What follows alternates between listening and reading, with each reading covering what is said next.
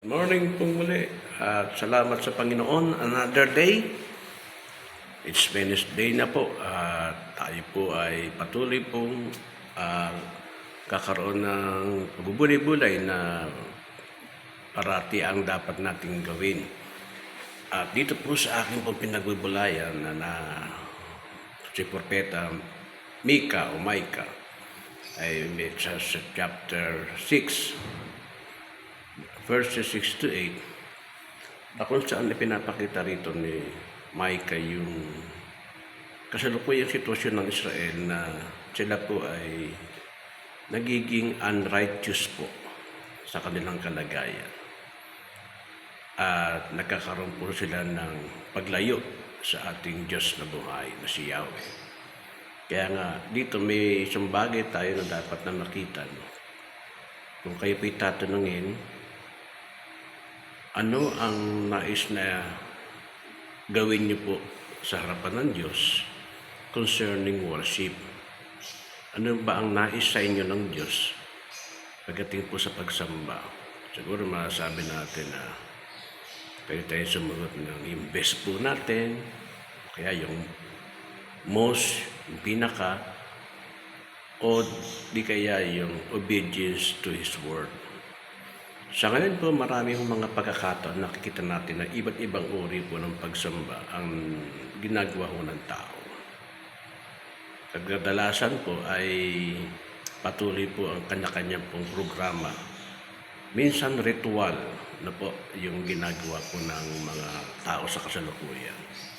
Mas concerned po sila sa paggawa po kaabalahan sa buhay. Bagamat ang ginagawa po ng pagdalo o paglapit sa Diyos ay isa na lamang tradisyon o kaugalian.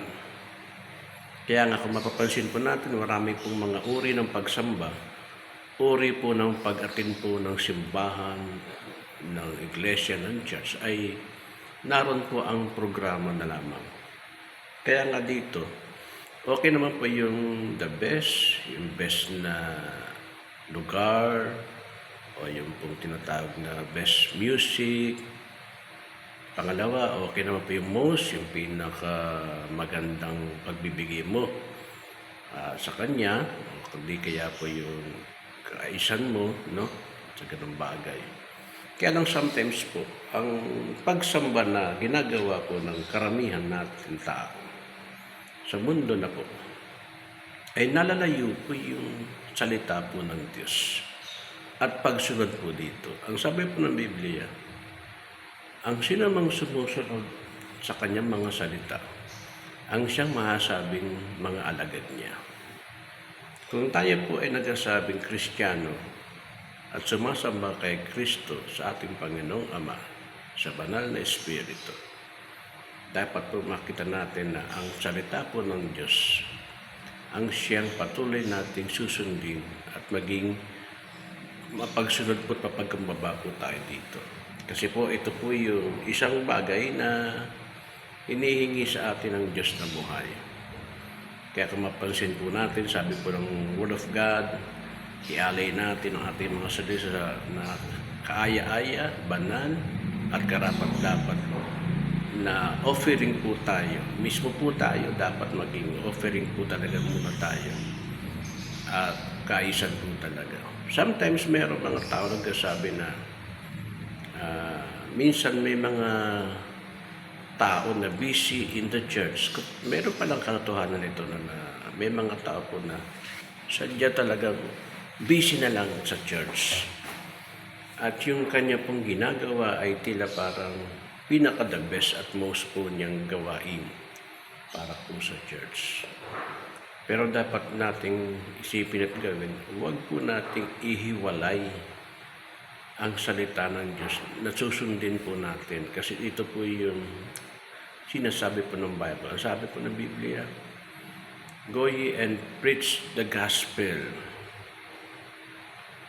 Make them a disciple. Baptize them in the name of the Father, the Son, and the Holy Spirit. At ang pangako ng Panginoon, kung gagawin daw po natin ito with His Word, sabi ng Lord, kasama natin siya. Kaya naman ho, mga kapatid, ang katotohanan po sa buhay natin ay mahalaga ho na tayo po ay sumasama, tayo po ay nag-church. Pero dapat din natin makita na meron po dapat tayong ginagawa. Hindi lamang dahil sa ito po ay responsibilidad, kundi ito po ay love po natin, pagmamahal po natin sa biyaya po na pinagkaloob po sa atin ng ating Panginoon. Good morning po at patuloy lamang po tayong magbigay kaluguran po sa bawat araw na nilikha po sa atin ng ating Diyos sapagkat ito po ang kahilingan po sa atin na maging instrumento po tayo ng kanyang salita at mahayag po ang kabutihan, kabanalan ng Diyos sa pamagitan po natin. At humingi tayo ng tulong sa banal na Espiritu sa bawat araw po natin pong dinadaanan, tinataha at ang ating mga journey sa buhay. Salamat po and good morning.